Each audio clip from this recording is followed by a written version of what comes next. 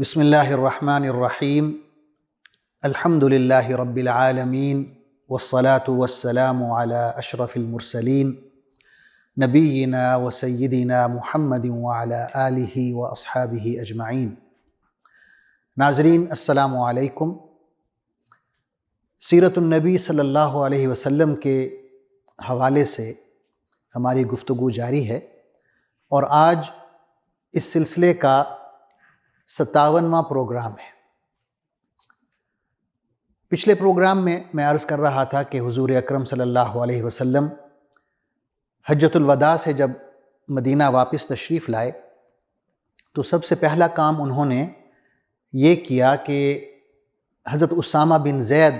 رضی اللہ عنہ کا لشکر روانہ کیا، اور یہ رسول اللہ صلی اللہ علیہ وسلم کی آخری فوجی مہم تھی۔ اور اس کی وجہ یہ تھی کہ جیسا کہ میں نے عرض کیا کہ جب آپ صلی اللہ علیہ وسلم نے مختلف قبائل کو اور بادشاہوں کو خطوط بھیجے اور انہیں اسلام کی دعوت دی، تو ان میں سے ایک گورنر تھا رومن امپائر کا، جس کا نام فروا جزامی لکھا گیا ہے، اور رومن امپائر کا ایک شہر ہے معان، یہ آج کل اردن میں آتا ہے۔ تو یہ شہر معان کے گورنر تھے اور یہ مسلمان ہو گئے۔ رومن امپائر نے انہیں گرفتار کر لیا اور اسلام لانے کے جرم میں انہیں سزائے موت دے دی، انہیں شہید کر دیا گیا۔ حضور اکرم صلی اللہ علیہ وسلم نے جب رومیوں کی اس جسارت کو دیکھا تو حج سے واپس آ کے آپ صلی اللہ علیہ وسلم نے انہیں سبق سکھانے کے لیے ایک بہت بڑا لشکر تیار کیا، اور حضرت اسامہ بن زید رضی اللہ عنہ کو اس لشکر کا امیر بنایا، اور 11 ہجری کے شروع میں ماہ صفر میں اس لشکر کو آپ صلی اللہ علیہ وسلم نے روانہ کر دیا۔ آپ صلی اللہ علیہ وسلم نے حضرت اسامہ کو یہ حکم دیا کہ آپ فلسطین کے شہر بلقاء تک جائیں گے تاکہ رومن امپائر کے دل میں خوف بیٹھ سکے، ان کا جو غرور ہے اور تکبر ہے اسے خاک میں ملایا جا سکے، اور یہ بھی کہ جو رومن امپائر کا جو سرحدی علاقہ ہے اس پہ جو عرب قبائل ہیں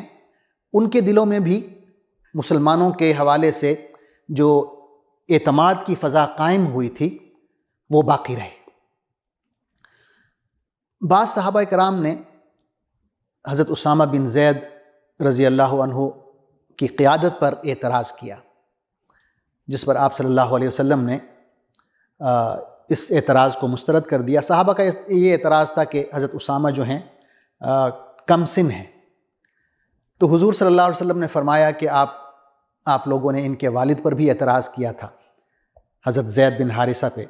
جبکہ وہ اس منصب کے اہل تھے اور وہ میرے محبوب ترین صحابہ میں سے تھے، اور یہ اسامہ بن زید یہ بھی اس منصب کے اہل ہیں اور میرے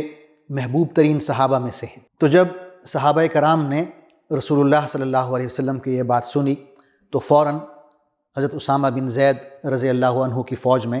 شامل ہو گئے اور فوج روانہ ہو گئی۔ لیکن ابھی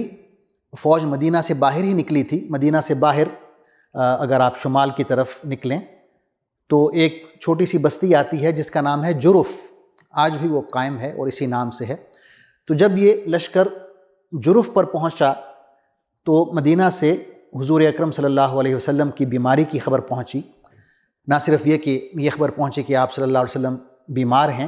بلکہ آپ کی بیماری کے متعلق کچھ تشویشناک خبریں بھی پہنچنے لگیں۔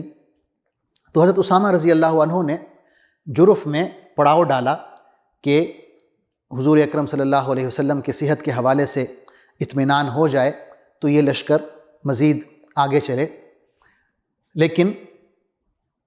روایات میں یہی ہے کہ اسی دوران ہی حضور اکرم صلی اللہ علیہ وسلم کا وصال ہوتا ہے، اور یہ لشکر جو ہے حضرت ابوبکر صدیق رضی اللہ عنہ کی خلافت میں پھر روانہ کیا جاتا ہے۔ ناظرین، جب دین کا کام مکمل ہو گیا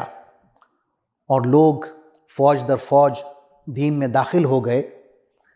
تو حضور اکرم صلی اللہ علیہ وسلم کو بھی یہ محسوس ہوا کہ آپ کا اس جہان فانی سے رخصت ہونے کا وقت قریب آ گیا ہے، اور آپ صلی اللہ علیہ وسلم کے بعض اعمال بھی ایسے تھے کہ ان سے صحابہ کرام کو یہ اشارہ ملا کہ حضور اکرم صلی اللہ علیہ وسلم کا وقت قریب ہے۔ مثال کے طور پہ ہم دیکھتے ہیں کہ آپ صلی اللہ علیہ وسلم ہر سال 10 دن اعتکاف فرماتے تھے، لیکن سن 10 ہجری میں آپ صلی اللہ علیہ وسلم نے 10 کے بجائے 20 دن اعتکاف فرمایا۔ اسی طرح ہم یہ بھی دیکھتے ہیں کہ ہر سال رمضان المبارک میں رسول اللہ صلی اللہ علیہ وسلم حضرت جبریل علیہ السلام سے قرآن مجید سنتے تھے اور انہیں سناتے تھے، لیکن سن 10 ہجری میں جب رمضان المبارک آیا تو آپ صلی اللہ علیہ وسلم نے یہ عمل 2 دفعہ دہرایا، یعنی 2 دفعہ آپ نے حضرت جبریل علیہ السلام سے قرآن مجید سنا اور 2 دفعے انہیں قرآن مجید سنایا۔ اسی طرح حجۃ الوداع میں ذکر کر چکا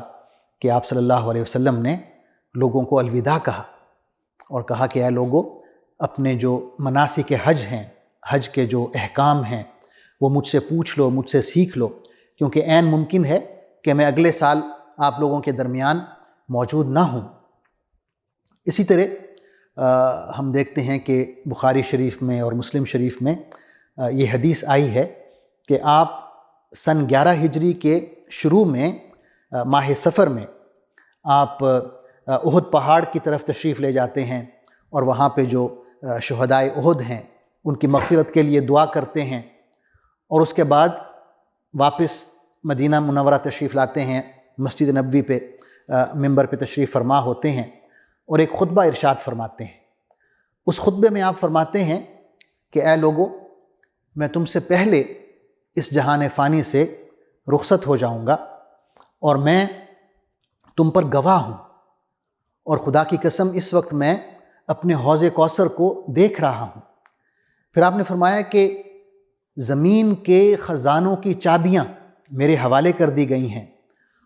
اور یہ کہ میں قسم کھاتا ہوں کہ مجھے یہ خوف نہیں ہے کہ میرے بعد تم شرک کرنے لگ جاؤ گے، بلکہ مجھے یہ خوف ہے کہ تم دنیا کی طلب میں ایک دوسرے سے مقابلے میں لگ جاؤ گے۔ اسی طرح ہم یہ حدیث بھی پڑھتے ہیں کہ حضور اکرم صلی اللہ علیہ وسلم مدینہ کا جو قبرستان ہے بقیع، وہاں تشریف لے گئے، اور وہاں پہ جو صحابہ کرام دفن تھے ان کے لیے مغفرت کی دعا کی۔ آپ نے فرمایا کہ اے اہل قبور، السلام علیکم، تم لوگ جس حالت میں ہو، جس حال میں ہو، وہ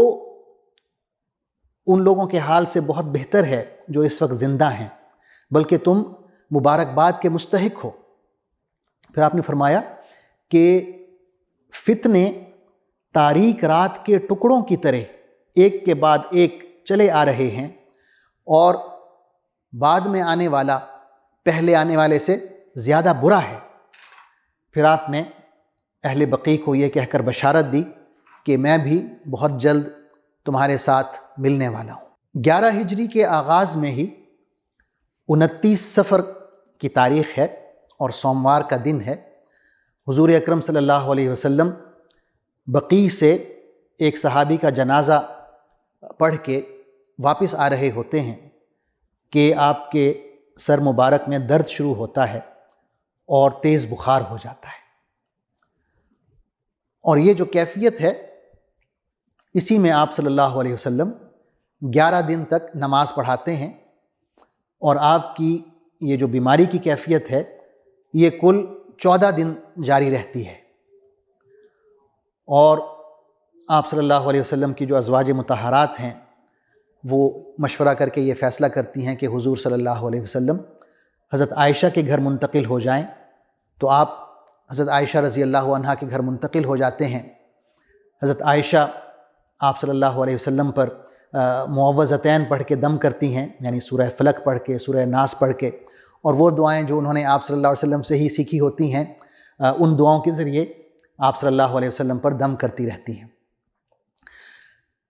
ناظرین، رسول اللہ صلی اللہ علیہ وسلم کی زندگی کا، آپ کی حیات طیبہ کا آخری ہفتہ حضرت عائشہ رضی اللہ عنہا کے گھر میں کس طرح گزرا، اس کا ذکر انشاءاللہ میں اگلے پروگرام میں کروں گا۔